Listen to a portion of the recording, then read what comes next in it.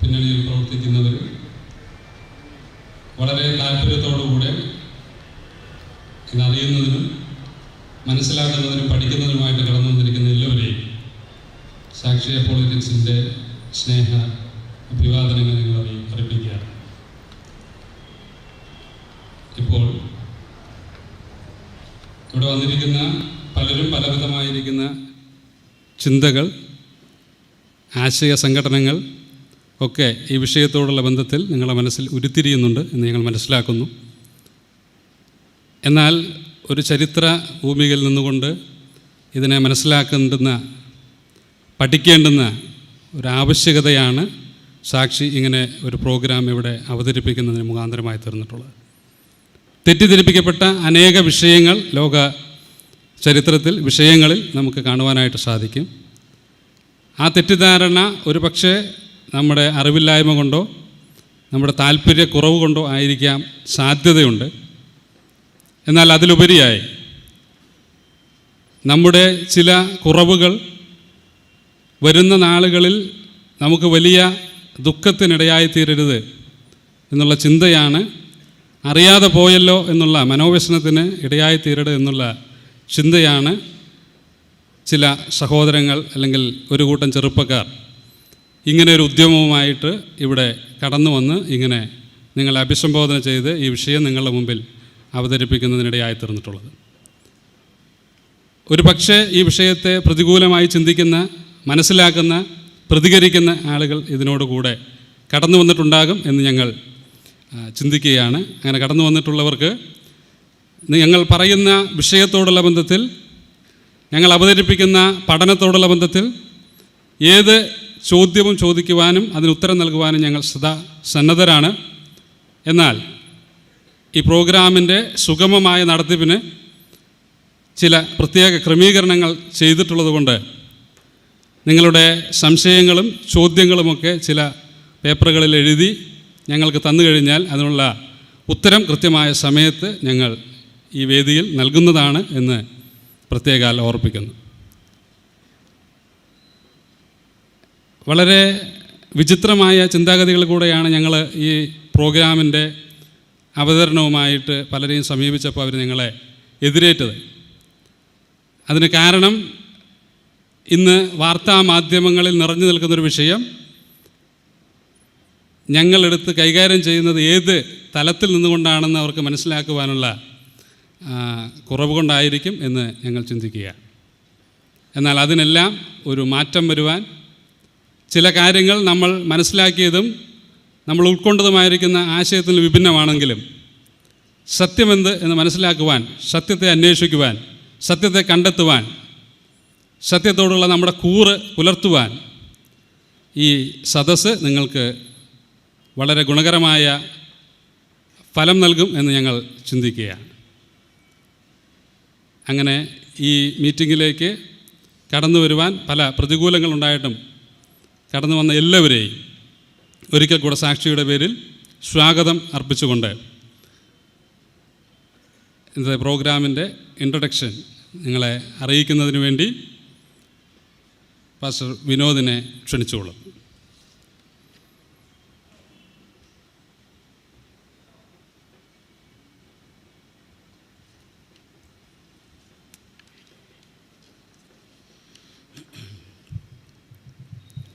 സാക്ഷി അപ്പോളജറ്റിക് നെറ്റ്വർക്കിൻ്റെ ആഭിമുഖ്യത്തിൽ നടത്തപ്പെടുന്ന ഇസ്രായേലിനെ സംബന്ധിച്ച ചാരിത്രിക വിശകലന സെമിനാറിലേക്ക് കടന്നു വന്ന എല്ലാ പ്രിയപ്പെട്ടവരെയും ഞാൻ ആദ്യമേ തന്നെ ഞങ്ങളുടെ സ്നേഹവന്ദനങ്ങളെ അറിയിക്കുന്നു. ഈ മാധ്യമങ്ങളിലൂടെ ലോകത്തിൻ്റെ വിവിധ ഭാഗങ്ങളിൽ ഇരുന്നു കൊണ്ട് ഈ ഒരു ചർച്ചയെ വീക്ഷിക്കുന്ന അനേകരുണ്ട്. ഈ ദിവസത്തിനായി കാത്തിരിക്കുന്ന അനേക പ്രിയപ്പെട്ടവരുണ്ട് എന്ന് ടെലഫോണിലൂടെയൊക്കെ ഞങ്ങൾക്ക് കഴിഞ്ഞ ദിവസം സന്ദേശം ലഭിക്കാനിടയായി. കാരണം ഇങ്ങനെയുള്ള കാര്യങ്ങളൊന്നും ഈ നാളുകളിൽ ആരും ചെയ്യാറില്ല. അപ്പോൾ എന്തുകൊണ്ട് സാക്ഷി ഇത് ചെയ്തു എന്ന് പറഞ്ഞാൽ, രണ്ടാം ലോകമഹായുദ്ധം നടക്കുന്ന സമയം അമേരിക്കയും മറ്റു പല രാഷ്ട്രങ്ങളുമായിട്ട് യുദ്ധം നടന്നുകൊണ്ടിരിക്കുമ്പോൾ ഇറ്റലി, ജർമ്മനി തുടങ്ങിയതായ രാജ്യങ്ങൾ യുദ്ധത്തിൽ നിന്ന് പിന്മാറി. ജപ്പാനും പിന്മാറുന്നു എന്നുള്ള സന്ദേശം അമേരിക്കയ്ക്ക് കൈമാറി. പക്ഷേ അമേരിക്കയ്ക്ക് കൈമാറിയ ആ ഒരു ദ്വിഭാഷി എന്നുള്ളത് താൻ വരുത്തിയ ഒരു ചെറിയ മിസ്റ്റേക്കാണ് രണ്ടാം ലോകമഹായുദ്ധം തുടങ്ങിയതെന്ന് ചരിത്രത്തിൽ ഞാനിങ്ങനെ വായിച്ചു കേട്ടിട്ടുണ്ട്. അതിൻ്റെ ഫലമായി 5,80,00,000 ജനം ഈ ഭൂമിയിൽ നിന്ന് മാറ്റപ്പെട്ടു. ഒരു വാക്കിൻ്റെ ട്രാൻസ്ലേഷനിൽ വന്ന മിസ്റ്റേക്കാണ്. നാം നോക്കുമ്പോൾ അതേപോലെ നേരത്തെ പ്രിയ ബാലു ബ്രദർ ഓർപ്പിച്ചതുപോലെ മനുഷ്യ ജീവിതത്തിൽ അനേക അബദ്ധങ്ങൾ നമ്മുടെ ജീവിതത്തിൽ പറ്റും. നമ്മുടെ ജീവിതത്തിൽ തന്നെ നമുക്ക് ക്രമീകരിക്കാൻ പറ്റുന്ന ചില അബദ്ധങ്ങളുണ്ട്. ക്രമീകരിക്കാൻ പറ്റാതെ തന്നെ ഇവിടെ നിന്ന് കടന്നു പോകുന്ന, മരണം വഴി മാറ്റപ്പെടുന്ന ചില അബദ്ധങ്ങളോടുകൂടി മരിച്ചുപോയ അനേകരുണ്ട്. എന്നാൽ ഇസ്രായേലിനെ സംബന്ധിച്ചിടത്തോളമുള്ള സത്യസന്ധമായ ആ ഒരു സത്യം മനസ്സിലാക്കുക എന്നുള്ളത് വളരെ പ്രധാനപ്പെട്ട ഒരു കാര്യമാണ്. അത്രയും പറഞ്ഞ് ഞാൻ ആ ഭാഗം നിർത്തുന്നു. ഈ ലോകത്തിൽ മറ്റുള്ള എന്തെല്ലാം കാര്യങ്ങളിൽ അബദ്ധം പറ്റിയാലും അത് നമ്മളെ അധികമൊന്നും ബാധിക്കത്തില്ല. ഇസ്രായേലിൻ്റെ ജീവിതത്തിൽ 3500 വർഷത്തിന് മുമ്പുണ്ടായ ഒരു രാഷ്ട്രമാണ്. ഏകദേശം 2000 വർഷങ്ങൾക്ക് മുമ്പ് ആ രാഷ്ട്രം ഭൂമിയിൽ നിന്നില്ലാതായി. അതിൻ്റെ കാരണങ്ങളിലേക്കൊന്നും ഞാൻ പ്രവേശിക്കുന്നില്ല. ആ ചെറിയ രാഷ്ട്രം ഏകദേശം 1500 വർഷങ്ങൾക്ക് ശേഷം വീണ്ടും ഈ ഭൂമുഖത്ത് പ്രത്യക്ഷമായി. വളരെ ശക്തിയോടെ ലോക രാഷ്ട്രങ്ങൾക്കൊപ്പം നിൽക്കുന്ന ഒരു രാജ്യമായി നമ്മുടെ പാലക്കാട് ജില്ലയുടെ അത്രയും വലിപ്പമുള്ള ആ ഒരു ഇസ്രായേൽ രാഷ്ട്രം ഇന്ന് ലോകത്തിന് ഒരു തലവേദനയാണ്. എന്തുകൊണ്ടങ്ങനെ സംഭവിക്കുന്നു? കാർപ്പൈൻ എന്നുള്ള ഒരു ചിന്തകൻ പറഞ്ഞത് ഇങ്ങനെ, അബദ്ധങ്ങളെന്ന് അറിയാതിരിക്കുന്നതാ ഏറ്റവും വലിയ അബദ്ധമെന്നുള്ളത്. ഇസ്രായേലിൻ്റെ ജീവിതത്തിൽ സംഭവിച്ച കാര്യങ്ങൾ വാസ്തവമായിട്ടുള്ള ഒരു പ്രസൻറ്റേഷനാണ് ഇവിടെ നടക്കുന്നത്. അതിൻ്റെ ട്രയലിൽ ഞാൻ ചെന്നിങ്ങനെ ഇസ്രായേലിനെ കുറിച്ച് ഞാൻ കേട്ടപ്പോൾ ഞാൻ എവിടെ നിന്ന് അയ്യോ അങ്ങനെയാണല്ലേ എന്ന് ഞാൻ അറിയാതെ വാവിട്ട് ഞാൻ പറഞ്ഞു പോയി. ഇസ്രായേലിനെ കുറിച്ചൊക്കെ ഞാൻ ചിന്തിച്ചിരുന്നത് നമ്മുടെ കയ്യിൽ കിട്ടുന്ന പത്രങ്ങളും ടെലിവിഷൻ വാർത്തകളിലൊക്കെ മരിച്ചു കിടക്കുന്ന കുഞ്ഞുങ്ങൾ, തല ചിതറിപ്പോയ സ്ത്രീകളുടെ പടങ്ങൾ, ഇതൊക്കെ കണ്ടിട്ടാണ് നമ്മൾ ഇസ്രായേലിനെ വിലയിരുത്തിയിരുന്നത്. എന്നാൽ സാക്ഷി അപ്പോളജറ്റിക്സ് നെറ്റിലൂടെ മറ്റു പല രീതിയിലൂടെ ലഭിച്ചതായ ആ വിഷയങ്ങൾ കേട്ടപ്പോൾ ഇവിടെ ഇരിക്കുന്ന നിങ്ങളിൽ പലരും, ഈ ലോകത്തിൽ ശ്രദ്ധിച്ചു കൊണ്ടിരിക്കുന്ന സത്യത്തെ അംഗീകരിക്കുന്നവർ, സത്യാന്വേഷികളായിട്ടുള്ളവർ, അവർ അയ്യോ എന്ന് നിലവിളിച്ചുകൊണ്ട് ഇസ്രായേലിനെ കുറ്റം പറഞ്ഞതിൽ നാം മാപ്പ് പറയേണ്ടി വരും. പ്രിയ സ്നേഹിതരെ, ഇതൊരു അസുലഭമായ ഒരു നിമിഷമാണ്. പല ആഘോഷങ്ങളും ഒക്കെ നമ്മുടെ ചുറ്റുപാടിൽ നടക്കുന്നുണ്ട്, നല്ല കാര്യം. അതിനുള്ള സമയങ്ങളെല്ലാം മാറ്റിവെച്ച് ഇവിടെ നിങ്ങൾ കൊണ്ടുവന്നതോർത്ത് ഞങ്ങൾക്ക് നിങ്ങളോട് വളരെ നന്ദിയുണ്ട്. എക്കാലത്തും സത്യത്തെ സ്നേഹിക്കുന്ന ഒരു ചെറിയ കൂട്ടരുണ്ടാവും. എല്ലാവരെയും അതിനൊന്നും കിട്ടത്തില്ല. യഥാർത്ഥ സത്യമെന്നുള്ളത് ഇന്നിപ്പോൾ അനേക പത്രങ്ങളുണ്ട്, മാധ്യമങ്ങളുണ്ട്, ടെലിവിഷൻ ചാനലുകളുണ്ട്. പക്ഷേ ഇതിൻ്റെ ഇപ്പോൾ ഒരു വാർത്ത വന്നു കഴിഞ്ഞാൽ സത്യം അറിയണമെങ്കിൽ സത്യം പറഞ്ഞാൽ വളരെ ബുദ്ധിമുട്ടാണ്. എല്ലാ മാധ്യമങ്ങളുടെ ചാനലിൽ വാർത്തയും കേൾക്കണം, എല്ലാ പത്രങ്ങളും വായിച്ച് നമ്മളൊരു നിഗമനത്തിലെത്തുമ്പോഴേ യഥാർത്ഥ സത്യത്തെക്കുറിച്ച് നമുക്കറിയാൻ പറ്റത്തുള്ളൂ. അതും സത്യമാകണമെന്നുമില്ല. അങ്ങനെയുള്ള ഒരു വല്ലാത്ത കാലയളവിനാണ് ഞാനും നിങ്ങളും ജീവിക്കുന്നത്. ഇസ്രായേലിനെക്കുറിച്ചുള്ള സത്യസന്ധമായ ആ ഒരു അവതരണമാണ് ഇവിടെ നടക്കുന്നത്. സാക്ഷി അപ്പോളജറ്റിക്സ് എന്ന് പറഞ്ഞാൽ, സാക്ഷി എന്ന് പറഞ്ഞാൽ ആരാ? സാക്ഷികളാണ്, യഥാർത്ഥ സത്യത്തിൻ്റെ സാക്ഷികളാണ്. ഈ ഒരു അവസ്ഥയിൽ മാത്രമല്ല, ഇതിനു മുമ്പ് ഇവിടെ സാക്ഷി അപ്പോളജറ്റിക്സിൻ്റെ പല മീറ്റിങ്ങുകളും നടന്നിട്ടുണ്ട്. ആ അവതരിപ്പിച്ച എല്ലാ കാര്യങ്ങളും സത്യം തന്നെയാണ്, അതിൽ യാതൊരു തർക്കവുമില്ല. ആ സത്യം കേട്ട്, ആ സത്യം മനസ്സിലാക്കി അനേകർ ഞങ്ങളടുക്കൽ വന്ന് വളരെ നന്നായിരുന്നു, ഇതുപോലെയുള്ള മീറ്റിങ്ങുകൾ ഇനിയും നിങ്ങൾ സംഘടിപ്പിക്കണമെന്ന് പറഞ്ഞ പലരുമുണ്ട്. നേരത്തെ കേട്ടതുപോലെ സത്യം പറഞ്ഞ ഞങ്ങളോട് ക്രുദ്ധിച്ചവരുമുണ്ട്. ഞാനിവിടെ നിർത്തട്ടെ. തുടർന്നുള്ള സമയം പ്രിയ അനിൽ അയ്യപ്പൻ ഇസ്രായേലിനെ കുറിച്ചുള്ള ചാരിത്രിക പശ്ചാത്തലങ്ങളും അതേപോലെയുള്ള അവരുടെ മറ്റുള്ള എല്ലാ കാര്യങ്ങളും വളരെ വിശദമായി നമ്മോട് സംസാരിക്കും. ആത്മാർത്ഥതയോടെ, താല്പര്യത്തോടെ, സത്യത്തെ സ്നേഹിക്കുന്ന ഒരു മനസ്സോടുകൂടി നമുക്കായിരിക്കാം. എല്ലാവിധ ഭാവുകങ്ങളും നേർന്നുകൊണ്ട് ഞാനിരിക്കുന്നു.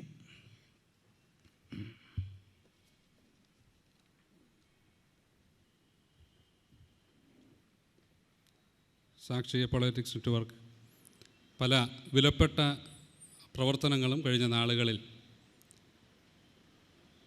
ഇതുപോലുള്ള പഠനങ്ങൾ, അതുപോലുള്ള സെമിനാറുകൾ തുടങ്ങി അനവധി പ്രോഗ്രാമുകൾ നടത്തുകയും അതിൻ്റെ മിക്കവാറും സോഷ്യൽ മീഡിയ വഴി എല്ലാവരെയും അറിയിക്കുകയും ചെയ്തിട്ടുണ്ട്. ഇന്നിവിടെ നടത്തപ്പെടുന്ന ഈ പ്രോഗ്രാം, അതിനുശേഷം ഈ പ്രോഗ്രാം എന്ന് പറയുന്നത് ഇസ്രായേൽ എന്ന് പറയുന്ന പഠന വിഷയം കേവലം ചില മണിക്കൂറുകൾ കൊണ്ട് പഠിച്ചു തീർക്കുന്നതിനോ പറഞ്ഞു തീർക്കുന്നതിനോ കഴിയുന്ന ഒന്നല്ല. അതുകൊണ്ട് തന്നെ ഞങ്ങൾ ഈ വിഷയത്തെ 2 ഭാഗമായിട്ടാണ് തിരിച്ചിരിക്കുന്നത്. അതിൻ്റെ 1-ാം ഭാഗമാണ് ഇന്ന് എറണാകുളം ടൗൺ ഹാളിൽ വെച്ച് നടത്തപ്പെടുന്നത്. ഇതിൻ്റെ 2-ാം ഭാഗം വരുന്ന നവംബർ മാസം 12-ാം തീയതി തിരുവനന്തപുരം VJT ഹാളിൽ വെച്ച് നടത്തപ്പെടുന്നതാണ്. അതേ തുടർന്ന് അത് യൂട്യൂബ് പോലുള്ള മാധ്യമങ്ങളിൽ ഞങ്ങൾ അപ്ലോഡ് ചെയ്യുകയും നിങ്ങൾക്ക് കാണുവാനുള്ള അവസരം ഒരുക്കി തരികയും ചെയ്യുവാൻ ഞങ്ങൾക്ക് താല്പര്യമുണ്ട്. സാക്ഷി പൊളിറ്റിക്സ് നെറ്റ്വർക്ക് ഡിസംബർ 15-ാം തീയതി ബോംബെയിൽ വെച്ച് ഡോക്ടർ ഹെൻറി ഷെഫറുമായിട്ടുള്ള ഒരു അഭിമുഖ സംഭാഷണം, ഇന്ന് ലോകത്തിൽ അറിയപ്പെടുന്ന സയൻറ്റിസ്റ്റായ അദ്ദേഹവുമായുള്ള ഒരു ടോക്കിംഗ് അറേഞ്ച് ചെയ്തിട്ടുണ്ട്. ഡിസംബർ മാസത്തിൽ നിങ്ങൾക്ക് നിങ്ങളുടെ മാധ്യമങ്ങളിൽ കൂടെ കാണുവാനായിട്ട് സാധിക്കും. അപ്പോൾ ഇത്രയും സമയം നിങ്ങളെ ഇവിടെ ഇരുത്തുന്നതിന്, ഈ വിഷയത്തോടുള്ള താല്പര്യത്തിൽ നിങ്ങളുടെ മനസ്സിനെ പിടിച്ചിരുത്തുന്നതിന്, വിഷയപഠനത്തിനുള്ള താല്പര്യം നിങ്ങളുടെ മനസ്സിൽ കൊണ്ടുവരുന്നതിന് എല്ലാം നിങ്ങൾക്കെല്ലാ ഭാവുകങ്ങളും നേർന്നുകൊണ്ട് ഇന്നത്തെ വിഷയാവതരണത്തിലേക്കായി ശ്രീ അനിൽകുമാർ അയ്യപ്പനെ സാദരപൂർവ്വം ക്ഷണിച്ചുകൊള്ളുന്നു.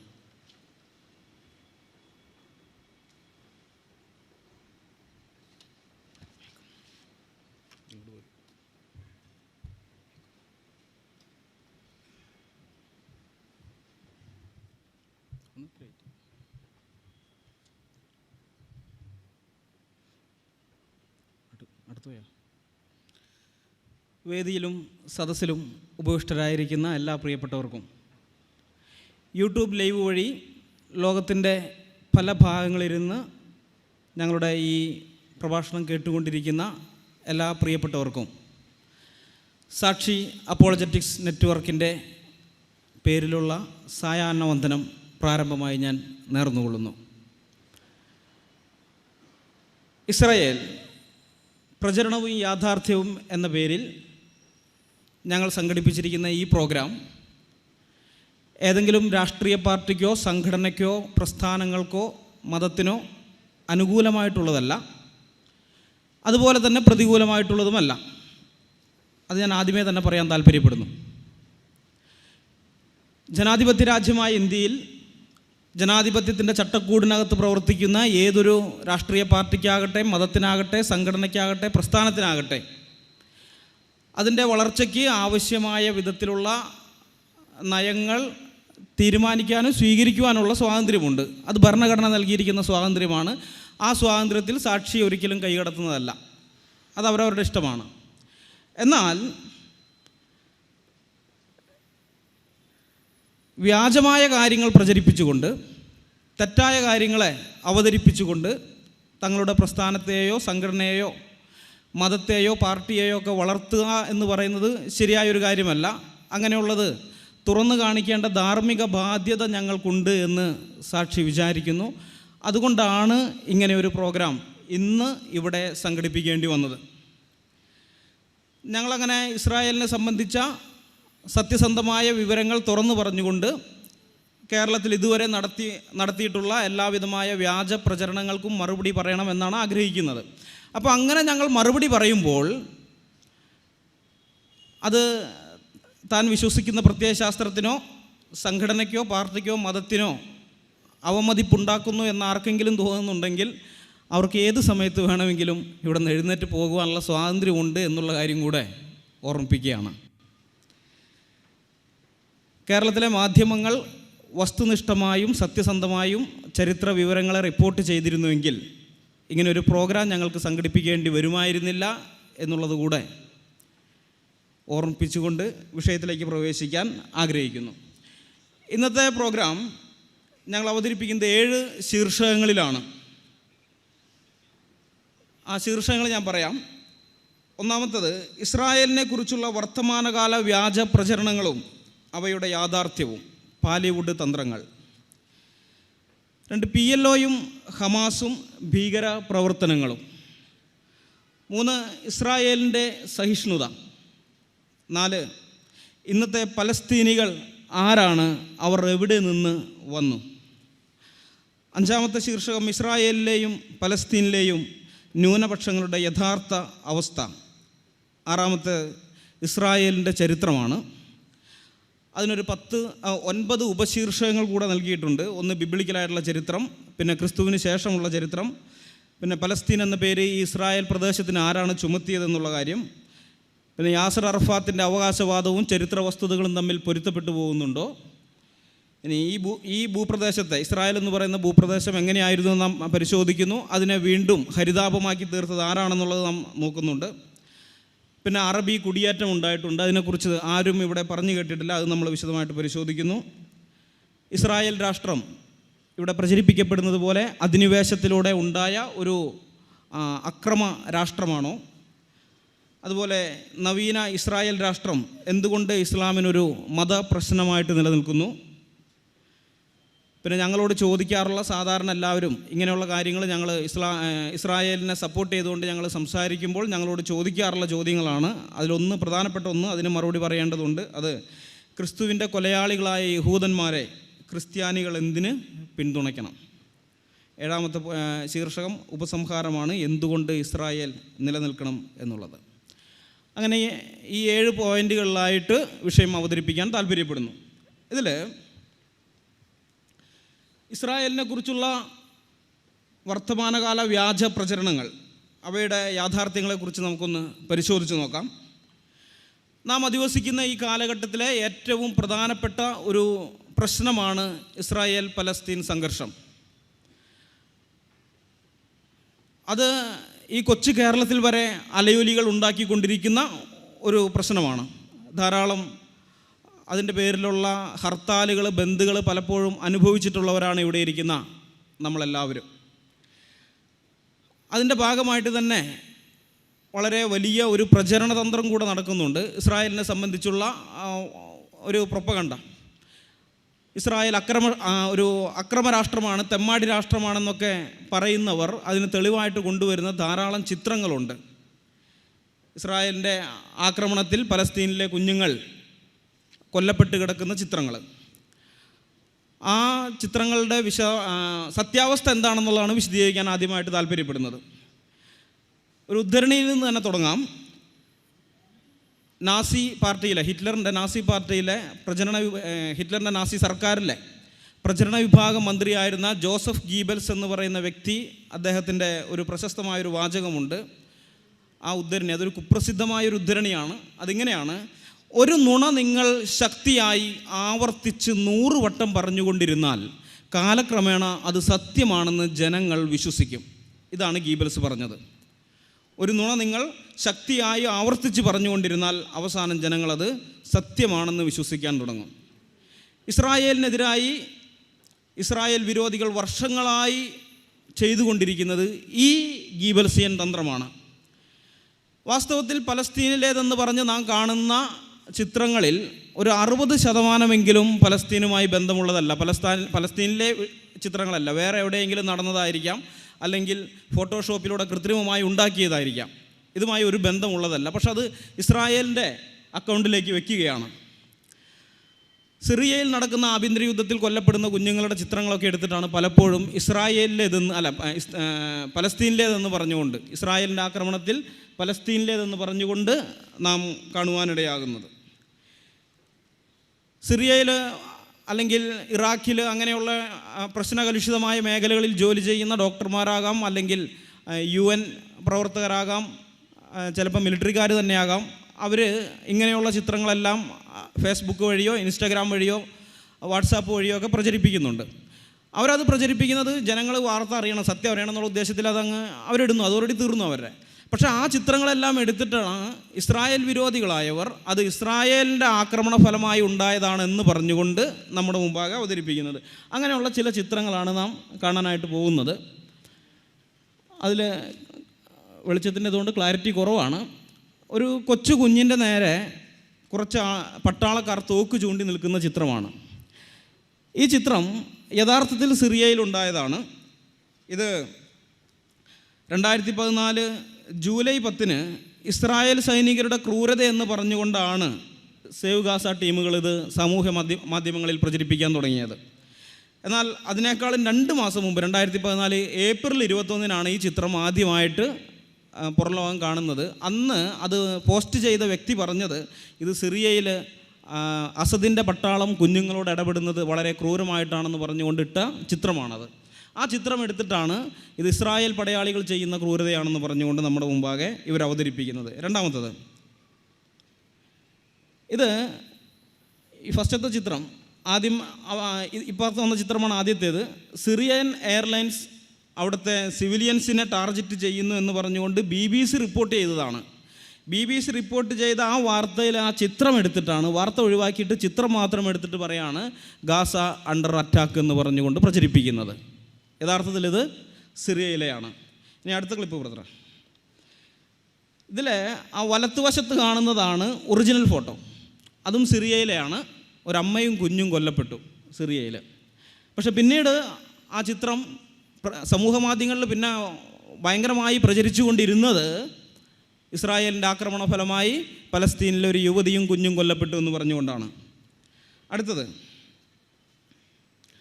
ഇതും സിറിയയിലെ ടെലഗ്രാഫ് പത്രം റിപ്പോർട്ട് ചെയ്തതാണ്. സിറിയയിൽ അസദിൻ്റെ പട്ടാളത്തിൻ്റെ ആക്രമണത്തിൽ മുറിവേറ്റ കുഞ്ഞാണത്.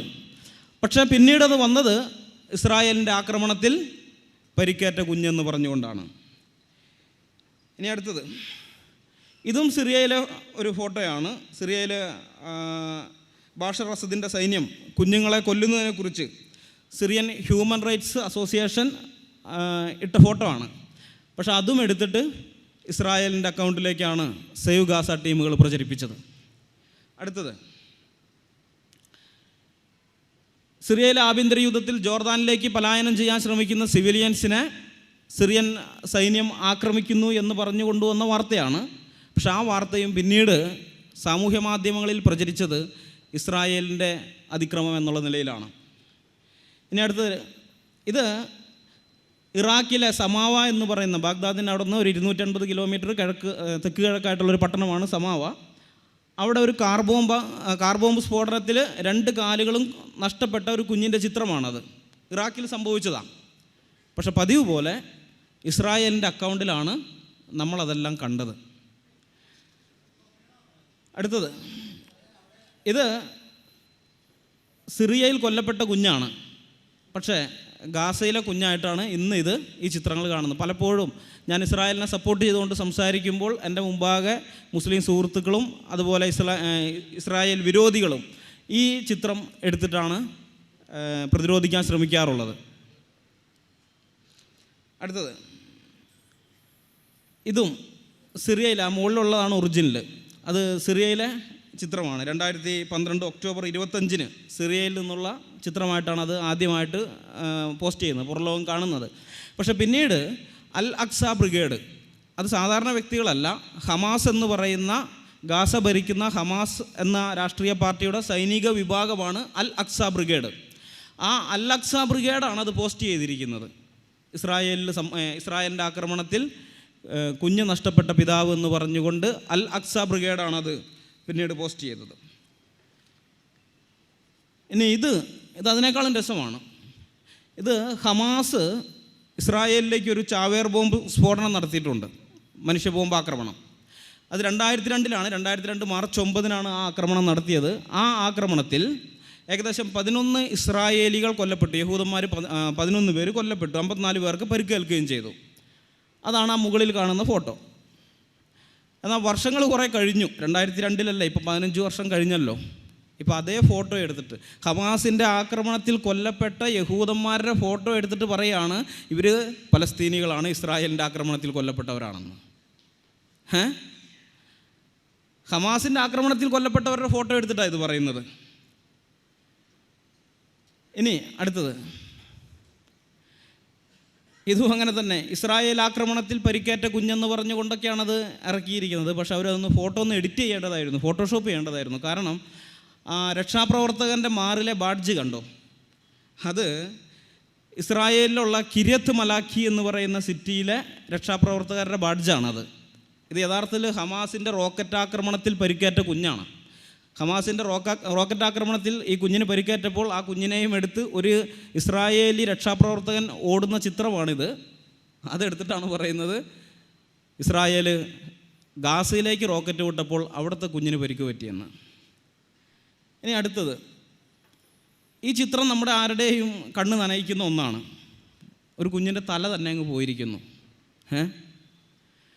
തല തന്നെ അങ്ങ് പോയിരിക്കുകയാണ്. ഞാൻ ഇസ്രായേലിനെ സപ്പോർട്ട് ചെയ്തുകൊണ്ട് സംസാരിക്കുമ്പോൾ ചിലപ്പോൾ എൻ്റെ സ്നേഹിതന്മാർ ഈ ഫോട്ടോ എടുത്തിട്ട് ചോദിക്കാറുണ്ട്, അനിലെ ഇങ്ങനെയൊക്കെയുള്ള ക്രൂരത ചെയ്യുന്നവരെ എങ്ങനെയാണ് അനിലിന് സപ്പോർട്ട് ചെയ്യാൻ പറ്റുന്നത്? അനിലിന് മനസാക്ഷി എന്ന് പറഞ്ഞൊരു സാധനമില്ലേന്ന്. ശരിയാണ്, അതൊക്കെ കാണുമ്പോൾ നമുക്ക് തോന്നും ഇത്ര ക്രൂരമായ കൊലപാതകം, ഒരു കുഞ്ഞിൻ്റെ തല തന്നെ അങ്ങ് കളഞ്ഞു, അങ്ങനെയൊക്കെ ചെയ്യുന്നവരെ നമുക്ക് എങ്ങനെയാണ് സപ്പോർട്ട് ചെയ്യാൻ തോന്നുക അല്ലേ? എന്നാൽ യഥാർത്ഥത്തിൽ എന്താണ് ഈ ഫോട്ടോ? ഇതറിയണമെങ്കിൽ ഒരു വീഡിയോ നിങ്ങൾ നോക്കണം. ആ വീഡിയോ ഇപ്പോൾ കാണാം.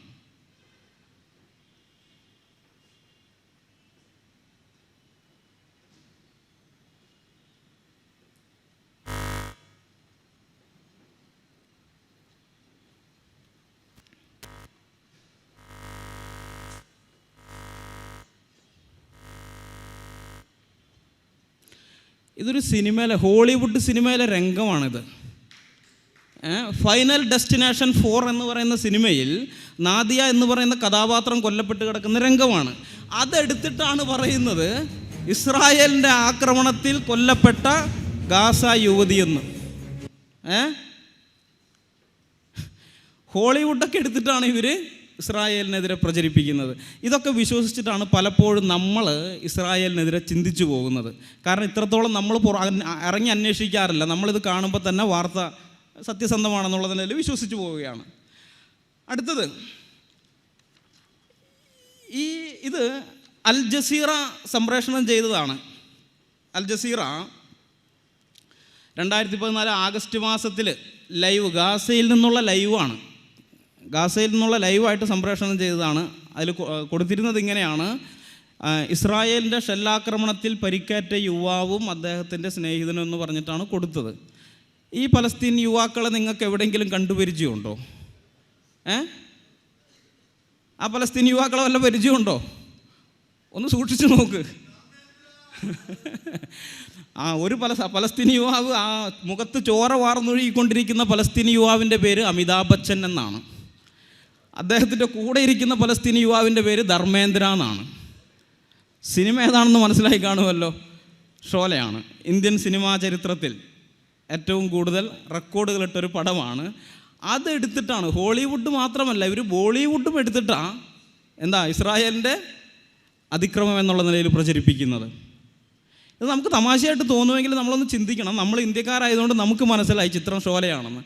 പക്ഷേ ആഫ്രിക്കയിലോ അല്ലെങ്കിൽ അമേരിക്കയിലോ യൂറോപ്പിലോ ഓസ്ട്രേലിയയിലോ ഒക്കെ ഈ ചിത്രം ഇത് വെച്ചിട്ട് അവർ പറഞ്ഞു കഴിഞ്ഞാൽ അവിടെയുള്ളവർ വിശ്വസിക്കും. അവർ കണ്ടിട്ടില്ലല്ലോ, അവർക്കറിയില്ല, അവരിത് വിശ്വസിക്കും.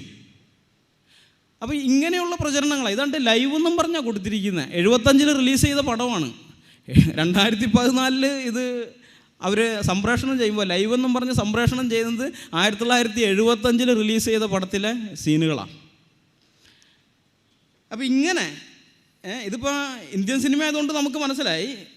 വേറെ ഏതെങ്കിലും ഒരു ഭാഷയിലുള്ള സിനിമയാണെങ്കിൽ നമുക്കറിയില്ല, നമ്മളത് വിശ്വസിച്ച് പോകും. അപ്പോൾ ഇങ്ങനെയുള്ള പ്രചരണമാണ് ഇവർ നടത്തിക്കൊണ്ടിരിക്കുന്നത്. ഇതിനെ പറയുന്നത് പാലിവുഡ് എന്നാണ്.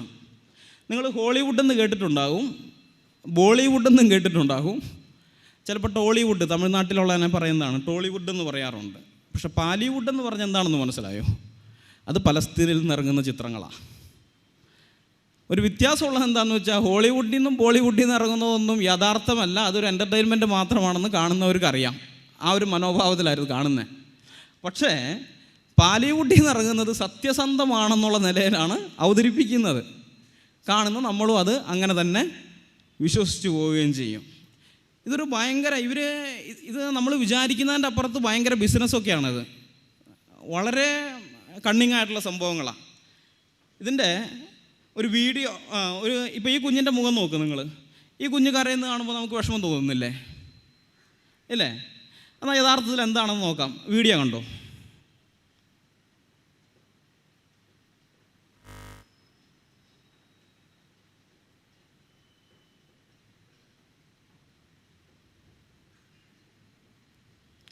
അതല്ല, അത് ഫോട്ടോ ആണ് ബ്രദറെ. അടുത്ത ഇതായിരിക്കും വീഡിയോ. അല്ല, അത് ഫോട്ടോ ആണ് ബ്രദറെ. അതന്നെ, അതാ വീഡിയോ.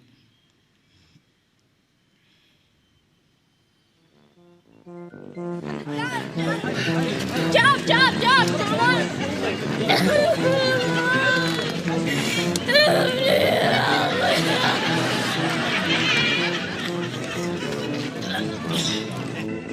ശരിക്കും നോക്കിയപ്പോ ആ കുഞ്ഞ് അഭിനയിക്കുകയാണ്.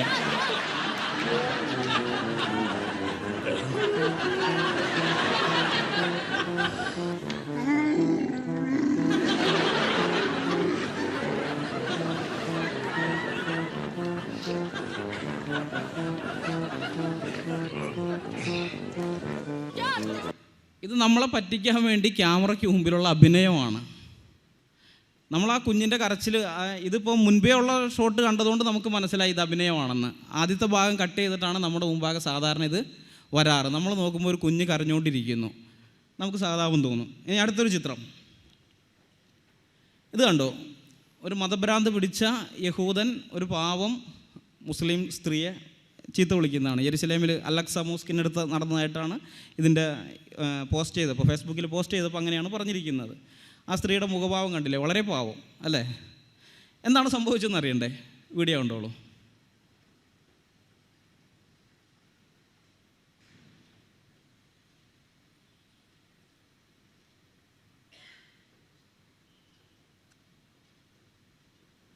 നോക്കിക്കോ, ഒരു സൈഡിൽ യഹൂദൻ നിന്ന് പ്രാർത്ഥിക്കുന്നു, മറ്റേ സൈഡിൽ ആ സ്ത്രീയുണ്ട്.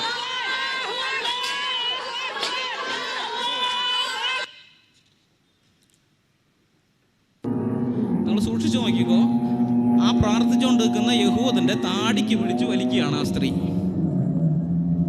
ശരിക്കും നോക്കിക്കോ, അയാളുടെ താടിക്ക് പിടിച്ചു വലിച്ചു.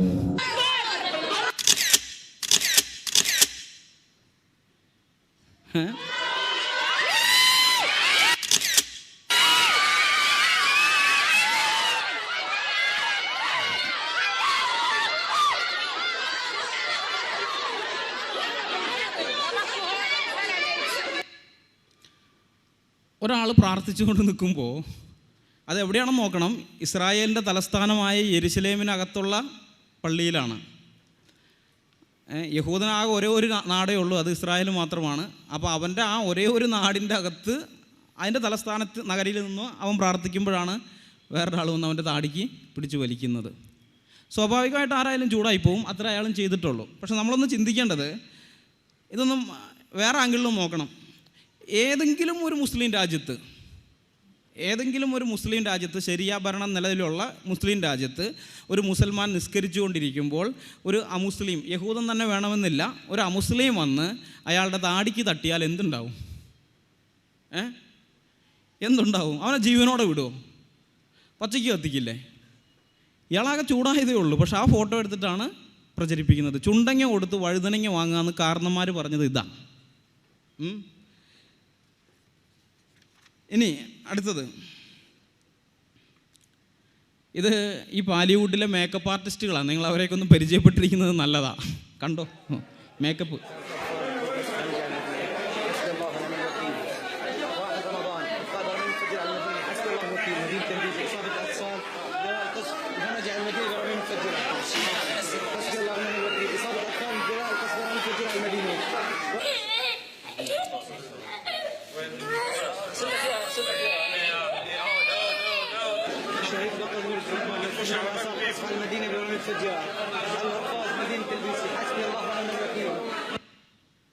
ഇതവരുടെ മേക്കപ്പ് റൂമാണ്. ഈ മേക്കപ്പ് ഇട്ട കുഞ്ഞുങ്ങളെയൊക്കെയാണ് റോട്ടിലും അവിടെ ഇവിടെയൊക്കെ കൊണ്ട് കിടത്തിയിട്ട് ഇസ്രായേലിൻ്റെ ആക്രമണത്തിൽ കൊല്ലപ്പെട്ട് കിടക്കുന്ന കുഞ്ഞുങ്ങളെന്ന് പറഞ്ഞ് ഫോട്ടോ എടുത്ത് നമ്മുടെ മുമ്പാകെ അവതരിപ്പിക്കുന്നത്. ഈ സ്ത്രീ നല്ലൊരു മേക്കപ്പ് ആർട്ടിസ്റ്റാണ്. മറിയം സല്ല എന്നാണ് പേര്. പാലിവുഡിലെ വളരെ വിലപിടിപ്പുള്ള ഒരു മേക്കപ്പ് ആർട്ടിസ്റ്റാണ്. ഈ പാലിവുഡിനെ കുറിച്ച് മാത്രം സംസാരിക്കാനാണെങ്കിൽ ഒരു 2-3 മണിക്കൂർ സംസാരിക്കാനുള്ള അത്രയും മെറ്റീരിയൽസ് കയ്യിലുണ്ട്. എന്നാൽ അത് മാത്രം പറഞ്ഞാൽ ശരിയാവില്ല എന്നുള്ളതുകൊണ്ട് ഞാൻ വിട്ടിട്ട് പോവുകയാണ്. കുറച്ച് ഭാഗങ്ങൾ മാത്രം കാണിക്കാം. ഈ ചിത്രങ്ങളെല്ലാം നിങ്ങളൊന്ന് സൂക്ഷിച്ച് നോക്കണം. ഇത് പലസ്തീനിലല്ല, ഈജിപ്തിലാണ്. ഈജിപ്ഷ്യൻ പ്രസിഡൻ്റായിരുന്ന മുർസിയെ പുറത്താക്കി കഴിഞ്ഞപ്പോൾ, മുഹമ്മദ് മുർസിയെ പുറത്താക്കിയപ്പോൾ അദ്ദേഹത്തെ അനുകൂലിക്കുന്നവർ നടത്തിയ ജനകീയ പ്രക്ഷോഭമായിട്ടാണ് ഇത് മാധ്യമങ്ങളിലെല്ലാം വന്നത്. ചിത്രങ്ങളെല്ലാം നിങ്ങൾ ശ്രദ്ധിക്കണം.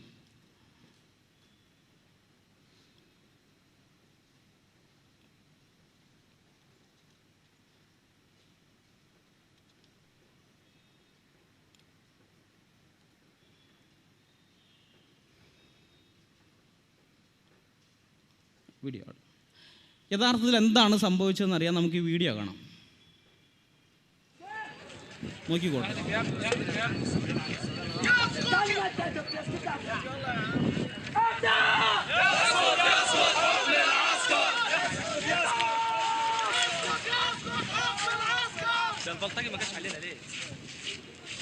സ്റ്റിൽ ക്യാമറയ്ക്ക് വേണ്ടി പോസ് ചെയ്യാം.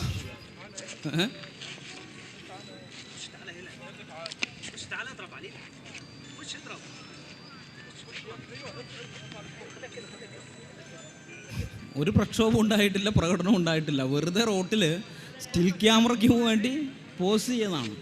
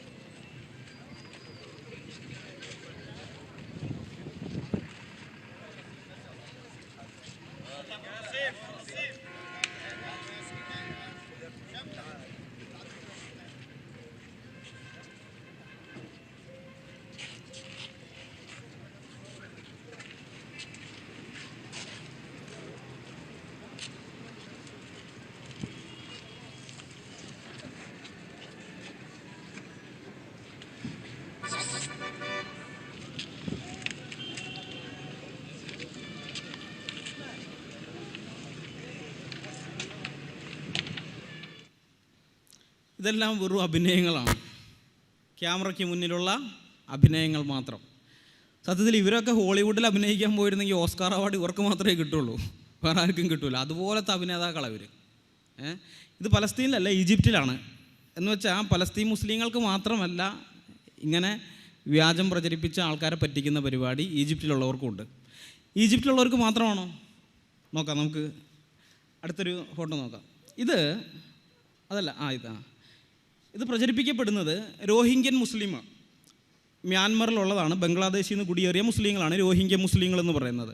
ആ രോഹിംഗ്യ മുസ്ലിങ്ങളും അവിടെയുള്ള ബുദ്ധന്മാരും തമ്മിൽ നല്ല ലഹളയാണ്, ഭയങ്കര ശണ്ടയാണ്. സാധാരണ നമുക്കറിയാം ബുദ്ധന്മാർ വായ കൈയിട്ടാൽ കടിക്കാത്ത ആൾക്കാരാണ്. അവരെ കൊണ്ട് ഒരായുധം അടിപ്പിച്ചിട്ടുണ്ട് ഇവർ. ഏതായാലും ഇവർ പ്രചരിപ്പിക്കുന്നത് ഈ രോഹിംഗ്യ മുസ്ലിങ്ങളെയൊക്കെ ബുദ്ധന്മാർ കൊന്നു കളഞ്ഞു, അങ്ങനെ ഇട്ടിരിക്കുന്ന കൂട്ടിയിട്ട ശവശരീരമാണത് എന്ന് പറഞ്ഞിട്ടാണ് ഇത് പ്രചരിപ്പിക്കുന്നത്. യഥാർത്ഥത്തിൽ ഇതെന്താണ്? ഈ ഫോട്ടോ ഇതെന്താണെന്നറിയാമോ? അടുത്ത ഇത് ചൈനയുടെ കൈവശം ഇരിക്കുന്ന ടിബറ്റിൽ ഭൂകമ്പം ഉണ്ടായപ്പോൾ ഭൂകമ്പത്തിൽ കൊല്ലപ്പെട്ട ആൾക്കാരാണ്. ടിബറ്റൻ സന്യാസിമാർ ആ കൊല്ലപ്പെട്ട ആൾക്കാരെ സംസ്കരിക്കാൻ വേണ്ടി കൂട്ടിയിട്ടിരിക്കുകയാണ്. ആ ചിത്രം എടുത്തിട്ടാണ് പറയുന്നത് ബർമ്മയിൽ രോഹിംഗ്യ മുസ്ലിങ്ങളെ കൂട്ടക്കൊല ചെയ്തിട്ടിരിക്കുന്ന ഫോട്ടോ ആണെന്ന്. ഇനി അവിടെ മാത്രമാണോ? റോഹിംഗ്യ മുസ്ലിങ്ങൾ മാത്രമല്ല, നമ്മുടെ ഇന്ത്യയിലും ചെയ്യും. അടുത്ത ഫോട്ടോ, ആ മുകളിലുള്ള ഫോട്ടോ കണ്ടോ? ഇതാണ് ഇന്ത്യൻ സൈനികരുടെ ക്രൂരത എന്നൊക്കെ പറഞ്ഞുകൊണ്ട് സോഷ്യൽ മീഡിയയിൽ പ്രചരിക്കുന്ന ഒരു ഫോട്ടോയാണ്. ഒരു പാവം മുസ്ലിം സ്ത്രീ ഇന്ത്യൻ സൈനികൻ്റെ മുമ്പാകെ കരഞ്ഞ് യാചിച്ച് കൈകൂപ്പി നിൽക്കുന്നു. യഥാർത്ഥത്തിൽ എന്താണെന്നറിയാമോ? കശ്മീരിൽ വെള്ളപ്പൊക്കം ഉണ്ടായപ്പോൾ സൈന്യമാണ് ഇവരെ രക്ഷപ്പെടുത്തിയത്. അങ്ങനെ ഈ സ്ത്രീയെയും കുടുംബത്തെയും രക്ഷപ്പെടുത്തി കഴിഞ്ഞപ്പോൾ നന്ദി സൂചകമായിട്ട് അവർ കൈകൂപ്പി കരഞ്ഞുകൊണ്ട് നന്ദി പറയുന്ന ചിത്രമാണ്. ആ ചിത്രം എടുത്തിട്ട് പറയുകയാണ് ഇന്ത്യൻ സൈനികരെ ഉപദ്രവത്തിൽ നിന്ന് രക്ഷപ്പെടാൻ വേണ്ടിയിട്ടാണ് ഇങ്ങനെ കൈകൂപ്പി നിൽക്കുന്നതെന്ന്. മുകളിലുള്ള ആ ഫോട്ടോ പ്രചരിപ്പിക്കുന്നവർ പക്ഷേ താഴെയുള്ള ഫോട്ടോ പ്രചരിപ്പിക്കില്ല. അത് കാശ്മീരിൽ നമ്മുടെ സൈനികരെ കല്ലെറിയുന്ന ഫോട്ടോയാണ്, മുസ്ലിം സ്ത്രീകൾ കല്ലെറിയുന്ന ഫോട്ടോയാണ് അവിടെയുള്ള. അത് പ്രചരിപ്പിക്കില്ല, മുകളിലുള്ളതേ പ്രചരിപ്പിക്കുകയുള്ളൂ. അപ്പോൾ ലോകത്ത് എവിടെയൊക്കെയാണെങ്കിലും ശരി, മുസ്ലിങ്ങളും അമുസ്ലിങ്ങളും തമ്മിലൊരു പ്രശ്നമുണ്ടായാൽ മുസ്ലിം ഭാഗത്ത് നിന്ന് ഇരവാദം മുഴക്കിക്കൊണ്ട് ഇതുപോലെയുള്ള ധാരാളം ഫോട്ടോസ് നമ്മൾ കാണും. മുസ്ലിങ്ങളെ കൊന്നൊടുക്കുകയാണെന്ന് പറഞ്ഞുകൊണ്ട്. ഇത് ശുദ്ധ നുണയാണ്, ഒരു വിധത്തിൽ സത്യവുമായിട്ട് പൊരുത്തപ്പെടാത്ത കാര്യമാണ്. അത് തയ്യാറാക്കുന്നവർക്കും അതറിയാം, പ്രചരിപ്പിക്കുന്നവരതറിയണമെന്നില്ല. അവർ ചിലപ്പോൾ അറിയാതെ ഇത് ഷെയർ ചെയ്യുന്നതായിരിക്കാം. പക്ഷേ ഇത് തയ്യാറാക്കുന്നവർക്കൊക്കെ വളരെ നന്നായിട്ട് അറിയാം ഇത് നുണയാണെന്ന്. അപ്പം നുണയാണെന്ന് അറിഞ്ഞിട്ടും ഇവരെന്തുകൊണ്ടാണ് ഇത് ഇങ്ങനെ ചെയ്യുന്നത്? ഇത് അമിതാവേശം മൂത്ത് ആരെങ്കിലും കുറച്ച് പേര് ചെയ്യുന്നതല്ല, ഇത് ലോകമെമ്പാടുമുള്ള ഇവരുടെ സ്ഥിരം പരിപാടിയാണ്. അപ്പോൾ എന്തുകൊണ്ട് അങ്ങനെ ചെയ്യുന്നു എന്ന് ചോദിച്ചാൽ അത് പ്രമാണത്തിലേക്ക് പോകണം. ഇസ്ലാമിക പ്രമാണത്തിൽ പോയാൽ അവിടെ നമുക്ക് ഉത്തരം കിട്ടും. അവിടെ ഇവരുടെ പ്രവാചകനായ മുഹമ്മദ് പഠിപ്പിച്ചു കൊടുത്ത ഹദീസാണ് നുണ പറയാമെന്ന്. ആ ഹദീസ് ഞാനിപ്പോൾ വായിക്കാം. ഹുമൈദ് ഇബ്നു അബ്ദുറഹ്മാൻ ഇബ്നു ഔഫ് നിവേദനം. അദ്ദേഹത്തിൻ്റെ മാതാവ് ഉമ്മു കുൽസും ആദ്യമായി ഹിജ്റ ചെയ്ത് നബിയോട് ഉടമ്പടി ചെയ്തവരിൽ പെട്ടവരായിരുന്നു. അവർ നബി പറയുന്നത് കേട്ടു: ജനങ്ങൾക്കിടയിൽ രഞ്ജിപ്പുണ്ടാക്കുന്നവൻ കള്ളം പറയുന്നവനല്ല, അവൻ നന്മ പറയുകയും നന്മ വളർത്തുകയും ചെയ്യുന്നു. ഇബ്നു ശിഹാബ് പറയുന്നു, ജനങ്ങൾ പറയുന്ന കളവിൽ 3 കാര്യത്തിലല്ലാതെ, ശ്രദ്ധിച്ച് കേൾക്കണം, ജനങ്ങൾ പറയുന്ന കളവിൽ 3 കാര്യത്തിലല്ലാതെ ഇളവ് അനുവദിക്കുന്നത് ഞാൻ കേട്ടിട്ടില്ല. അപ്പോൾ 3 കാര്യത്തിൽ കള്ളം പറയാനുള്ള ഇളവ് മുഹമ്മദ് അവർക്ക് അനുവദിച്ചു കൊടുത്തിട്ടുണ്ട്. 3 കാര്യത്തിൽ അവർക്ക് നുണ പറയാം. ഏതൊക്കെയാണ് ആ 3 കാര്യം? ഒന്നാമത്തത് യുദ്ധം, ജനങ്ങൾക്കിടയിൽ രഞ്ജിപ്പുണ്ടാക്കൽ, ഒരാൾ തൻ്റെ ഭാര്യയോടോ ഒരു സ്ത്രീ തൻ്റെ ഭർത്താവിനോടോ പറയുന്നത്. സ്വഹീഹ് മുസ്ലിം വാല്യം 3 ഭാഗം 45 ഹദീസ് നമ്പർ 101. അപ്പോൾ 3 കാര്യത്തിൽ നുണ പറയാമെന്നാണ് ഇവരുടെ പ്രവാചകൻ ഇവരെ പഠിപ്പിച്ചത്. അതിലൊന്നാമത്തത് യുദ്ധമാണ്. മുസ്ലിങ്ങളും അമുസ്ലിങ്ങളും തമ്മിൽ പ്രശ്നമുണ്ടാകുമ്പോൾ ഇവരതിനെ യുദ്ധമായിട്ടാണ് പരിഗണിക്കുന്നത്. അതുകൊണ്ട് തന്നെ ആ യുദ്ധം ചെയ്യിക്കാൻ വേണ്ടി എന്ത് കളവും പ്രചരിപ്പിക്കാൻ പറയാം എന്നിവർ വിശ്വസിക്കുന്നു. ഇങ്ങനെ കള്ളം പറയുന്ന ഈ പരിപാടിക്ക് ഇസ്ലാമിക പണ്ഡിതന്മാർ തന്നെ ഒരു പേരിട്ടിട്ടുണ്ട്. അതാണ് തക്കിയ എന്ന് പറയുന്നത്. തക്കിയ അത് അവരുടെ സൈദ്ധാന്തിക അടിത്തറയാണ്. ഇങ്ങനെയുള്ള കാര്യങ്ങളുടെ അവരുടെ സൈദ്ധാന്തിക അടിത്തറ ഈ തക്കിയാണ്.